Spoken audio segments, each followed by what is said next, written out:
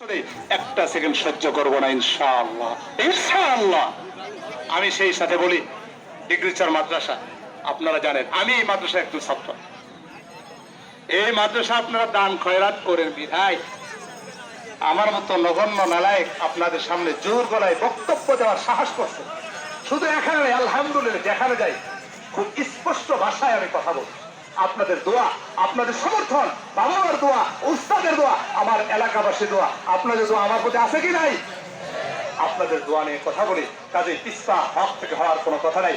এই মাদ্রাসা না থাকলে আমি এই মাদ্রাসা হেফজও করেছি, কিতাবখানাও পড়েছি, ভিত্তি তৈরি হয়েছে এখানে বিদায় আজকে আপনাদের কারখানা তৈরি সন্তান কথা বলছে। যদি কারখানা না থাকে তাহলে মজবুত দূরদর্শী পর্যপথে আমি কথা বলতে পারতাম না। কাজেই এই মাদ্রাসা টিকে রাখা আপনার আমার জন্য জরুরি। মাদ্রাসা ইমান রক্ষা দুর্গর ঘাঁটি।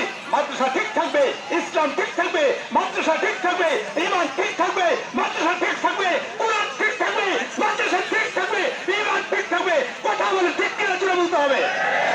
মাদ্রাসা যাতে নষ্ট না হয়, আমাদের মাদ্রাসা নিয়ে কোনো দলাদলি নাই। কারণ আমরা একটাই জানি, মাওলানা মফিজউদ্দিন রহমতুল্লাহ আলাইহি মাদ্রাসা করেছেন, তাকে শ্রদ্ধা করি, ভালো পথ দেখাইছেন। সেই সমর্থন আপনার আমার সকলের আছে কি নাই ভাই?